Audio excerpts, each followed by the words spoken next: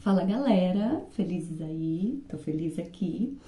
E próximo feriado, agora, dia 15 de novembro, a gente comemora a mudança de regime, de tipo de governo, de regime político no Brasil.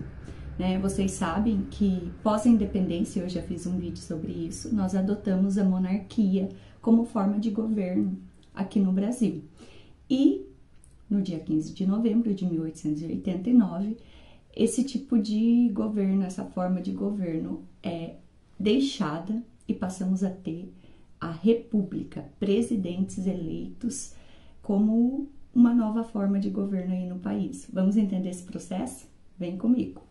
Alguns historiadores, principalmente esse mineiro José Murilo de Carvalho, ele aponta o fim da monarquia como a própria falência do regime. Na verdade, as elites brasileiras não estavam mais acreditando na continuidade dela. Por quê? Dom Pedro estava velho, doente, e a sucessora dele, a princesa Isabel, não tinha uma simpatia muito grande da parte deles. Eles não tinham confiabilidade nela como rainha. Então, alguns historiadores falam que o próprio regime monárquico já estava em xeque.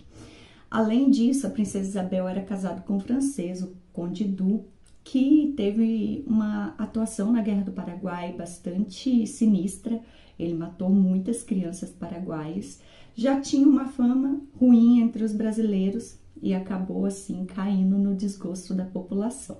Mas houveram várias questões que colocaram fim na monarquia. Uma delas é a própria Guerra do Paraguai, que embora a gente tenha saído vencedor dessa guerra, que aconteceu em 1864 até 1970, é importante lembrar que o Paraguai era uma possível potência aí na América Latina, já estava passando por um processo industrial, escoava sua produção ali pelo Rio Prata, então estava promissor e isso atacou os interesses da Inglaterra. Aí nós vamos ter a Inglaterra, a Argentina e o Brasil se unindo para detonar esse país. E o que vai acontecer? Ganhamos territórios, mas as finanças do Império saíram muito arruinadas. Então, esse orçamento secreto de Dom Pedro II acabou por arruinar as finanças, esse orçamento usado para a guerra, as finanças do Império Brasileiro. E tiveram mais questões. A abolição da escravização, sim, nós somos o último país da América a abolir a escravização dos africanos. Isso custou muita coisa para a história brasileira, além de uma dívida histórica que a gente tem com os descendentes dessa etnia, a gente também, e dessa condição de trabalho que foi imposta a essa etnia, porque é importante lembrar que os afrodescendentes não nasceram escravos, eles foram colocados nessa condição, por isso que a gente fala escravizados. E essa dívida, e além do mais, o racismo estrutural que persiste na sociedade brasileira. Eu vou fazer um vídeo mais para frente falando sobre esse racismo estrutural. Então, a própria abolição da escravização, que foi tida pela princesa Isabel, porque Dom Pedro estava viajando em 1888, também colocou a elite agrária do país, que na época eram os grandes cafeicultores, porque a economia do Segundo Império se assentava sobre a exportação do café. Então, os barões do café tinham um poder muito grande, era a elite brasileira na época. Também colocou esse grupo em rivalidade direta com Dom Pedro, porque, obviamente, eles não queriam, que os escravos, que esse regime de trabalho, se é que pode dizer assim, fosse abolido. Outra coisa também foi a questão religiosa. Dom Pedro, ele tinha, assim, aspectos bastante centralizadores do poder. E embora a gente saiba que o Papa tinha um poder que ultrapassava impérios e países, Dom Pedro colocou uma leizinha aí que todas assim, as medidas papais fosse passado pelo seu consentimento.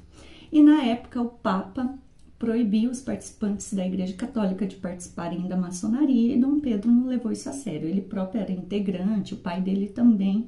Então, isso também colocou ele em conflito direto com a igreja, com os membros da Igreja Católica. E havia também a questão militar. Dom Pedro II tinha se indisposto com os militares e essa indisposição custou a ele, é uma das causas, não foi a causa final, né? Mas custou a ele a oposição desse grupo, os militares. A própria proclamação da República, a mudança dessa forma de governo foi feita por um militar. Aliás, a história do Brasil flerta com o militarismo e isso nos custou bastante coisas, bastante caro durante o processo de história brasileira. Mas Dom Pedro teria punido 2 militares que se manifestaram favoráveis à abolição da escravidão. E o que acontece aí a gente já sabe, né? Os militares passaram a compor as filas do movimento republicano que pedia aí a mudança do governo.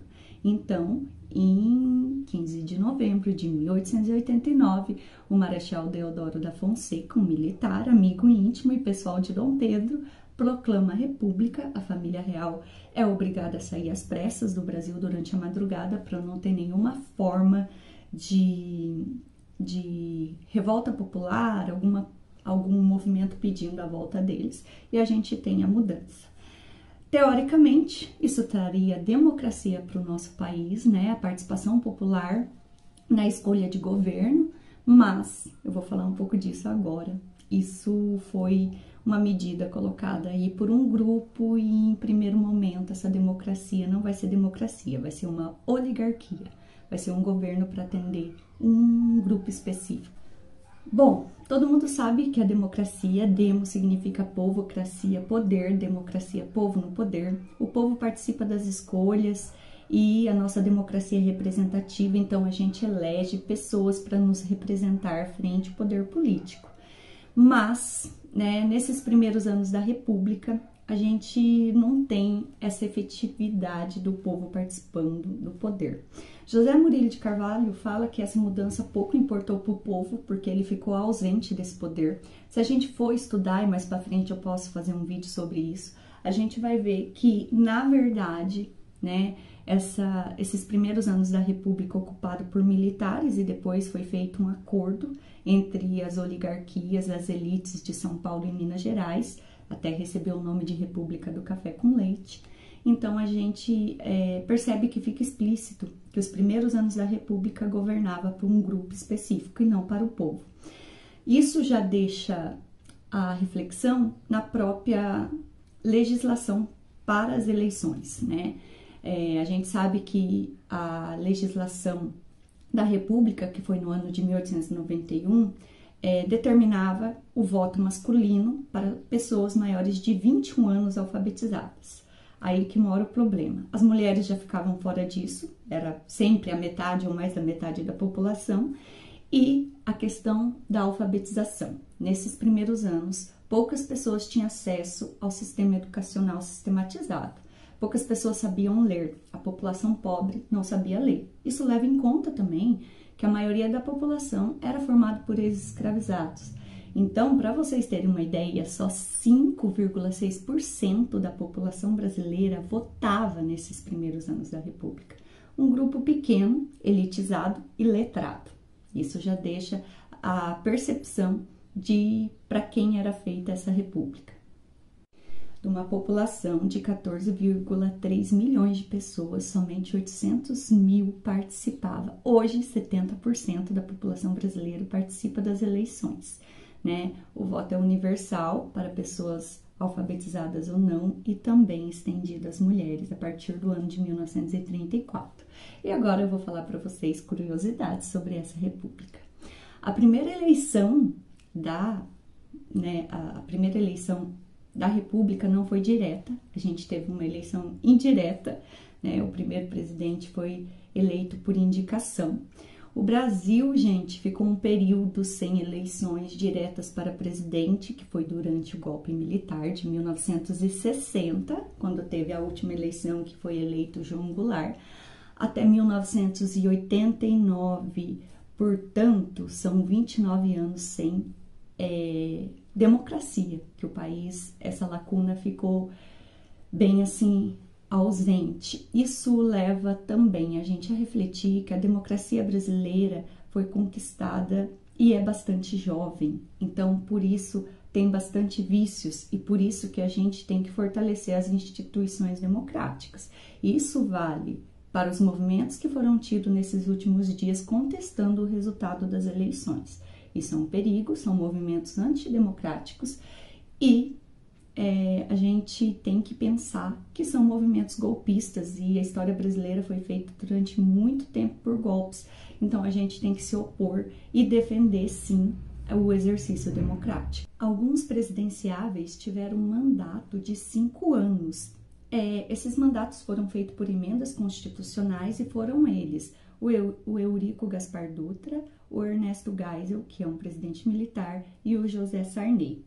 Em 1997 foi tida uma emenda constituinte, né, no governo do Fernando Henrique Cardoso, para nós termos a reeleição. Todos os cargos para executivo, presidente, governador e prefeito podiam se candidatar num novo mandato a partir de 1997.